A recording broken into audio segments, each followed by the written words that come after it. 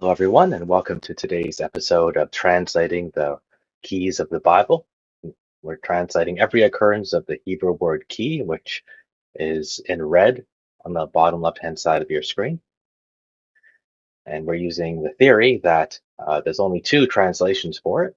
One is if, and the other is a complementizer that. Now, if you don't know what a complementizer is, if you click in the top right-hand corner, you'll be able to see a brief video explaining what complementizers are. So for this text, there are three different ways of not translating, but understanding how key as a complementizer works. So let's jump in.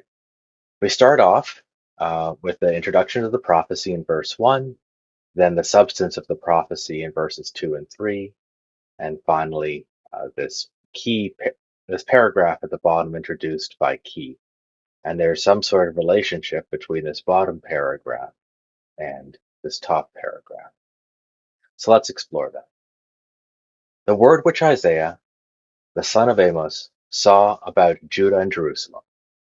Now it will be that in the last days the mountain of Yahweh will be established as the head of the mountains, and will be lifted up above the hills and above and all the nations will stream to it. And many peoples will come and say, Come, let us go up to the mountain of Yahweh, to the house of the God of Jacob, so that he may instruct us from his ways, and that we may walk in his paths. He, out of Zion the law will go, and the word of Yahweh from Jerusalem. And he will judge between nations, and will render decisions for many peoples. And they will hammer their swords into plowshares, and their spears into pruning hooks. Nation will not lift up sword against nation, and never again will they learn war. So the first way we can understand he is a complementizer is that this is a Hebrew way of introducing an inferential sentence. Like the English sentence, it is that. And I'll link a video, the top right-hand corner, for you to understand inferential sentences. They're universally used across the world languages. In biblical Hebrew, they are just introduced by the word that. In English, we say it is that. We don't always say it is that. Now I can say, I really have to go. Not that I don't want to spend time with you, though. What do I have there? Uh, that I don't want to spend time with you, and I'm negating it with not. So in Hebrew, you can just have that, and then you have the inferential statement down here. So in this understanding, this bottom paragraph is what we are to infer from the top paragraph. So we are to interpret this top paragraph as meaning this bottom paragraph. So a law is going to go out of Zion, and a word from Yahweh will come forth from Jerusalem, and God's going to judge between nations, and there's going to be peace. So is that a possible inference of what's said at the top? Well, at the top, we have the house of Yahweh being established as the head of the mountains, and all the nations are going to it. They're not going for a war, so there seems to be peace going on here. They're excited to go there. They want to learn of his ways, and his ways are ways of peace. So it makes good sense to say that this little scenario described in verses 2 and 3 produces this interpretation down here. So if verses 2 and 3 are happening, well, then that means verse 4 is happening. So that's the inferential understanding. Another one is called an elaborative construction, which we use in English as well. I'll link at the top so that you can watch a video on elaborative constructions in English, and you can get a feel for what I'm talking about. But let's just jump into this interpretation. So that, and then we have this whole paragraph. Well, an elaborative construction elaborates on a noun phrase, a sentence, or even a whole speech act. So verses 2 and 3 are a speech act. They're the prophecy. So verse 4, well, the end of verse 3 and all of verse 4 can be an elaboration. And a restatement and a little bit of additional information added in, clarifying what was going on verses 2 and 3. This is very similar to an interpretation, but they are different grammatical constructions.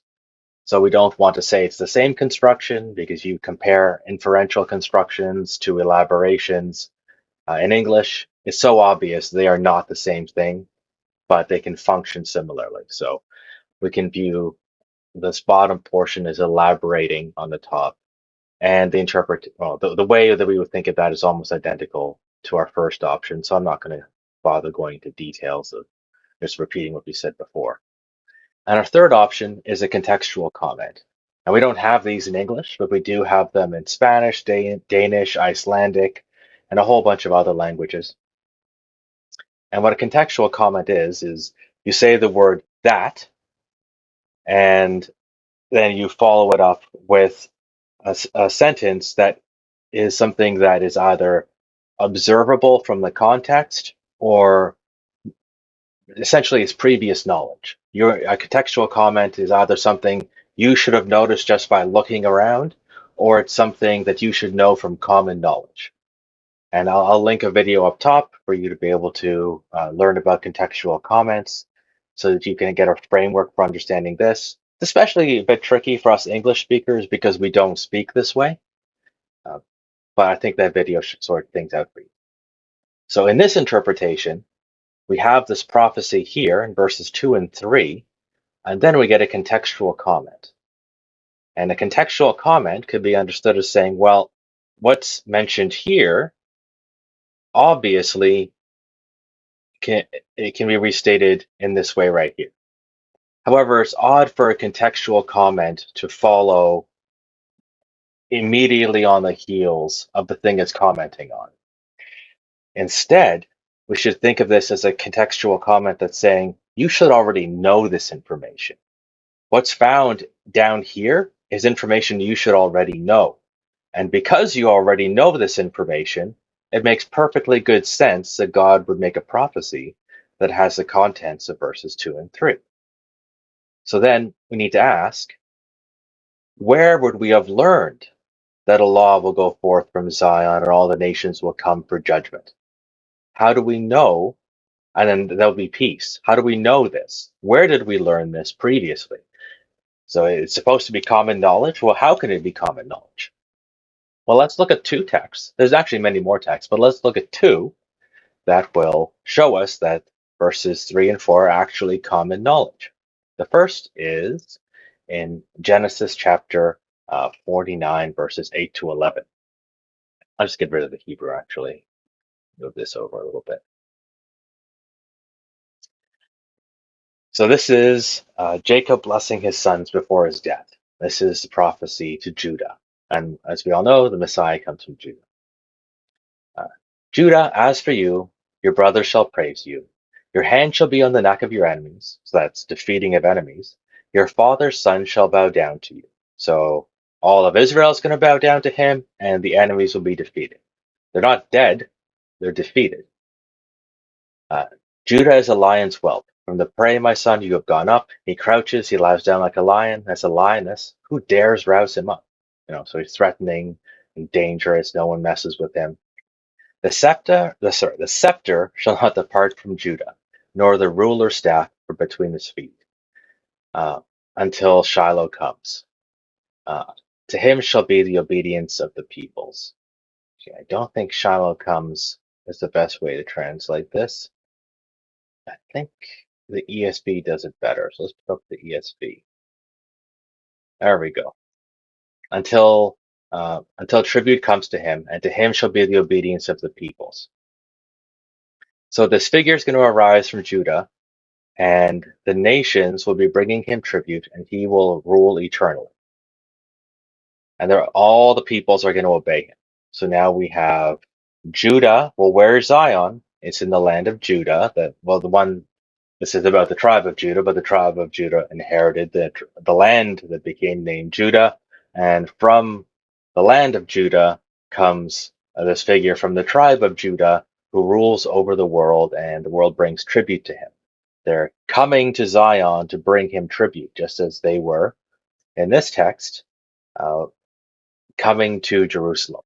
Now they're coming to Jerusalem to learn in this prophecy here, but presumably when they're all coming to learn, they're bringing some tribute with them because that's the custom in the ancient days. It's very rude for everyone to show up and not bring any gifts.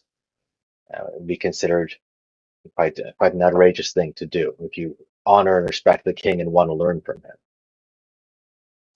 And the next text is in Psalm 72. So let's read this. Uh, Give the king your justice, O God, and your righteousness to the royal son. May he judge your people with righteousness and your poor with justice. Let the mountains bear prosperity for the people, and the hills in righteousness. May he defend the cause of the poor of the people, and give deliverance to the children of the needy, and crush the oppressor. May they fear you while the sun endures, and as long as the moon, throughout all generations. May he be like the rain that falls on mown grass, like showers that water the earth. In his days may righteousness flourish and peace abound till the moon be no more. So this is an eternal reign of peace. May he have dominion from sea to sea and from the river to the ends of the earth. May the desert tribes bow down to him and all his enemies lick the dust. May the kings of Tarshish and of the coastlands render him tribute. May the kings of Sheba and Seba bring gifts. May all the kings fall down before him. All nations serve him. For he delivers the needy when he calls, and the poor and him who has no helper. He has pity on the weak and the needy and saves the lives of the needy. So we have this figure that arises and all the world comes and submits to him and bring him tribute. So it could be, at least based on those two texts, uh, that Isaiah is saying, hey, this is common knowledge. We all know that this Messiah is going to rule from Zion. All the nations are going to come to him and submit to him. He will make decisions and he will have a rule of peace over the whole world. And so what he's doing here in this interpretation is he's saying, uh, interpret this prophecy in light of this commonly known information from prophecies that have been amongst our people for a very long time. Yeah, and I think that's all I have to say about that. We could always think more on these things, but our main concern here is just understanding how the Hebrew word key is helping us relate text one to another. As you can probably tell, these interpretations are pretty close one to another, but they're all different. They're all grammatically different, and they're all instantiated by just uh, the complementizer key. So we have three very realistic and reasonable interpretations for this text, without suggesting that the Hebrew word key is anything more than a complementizer.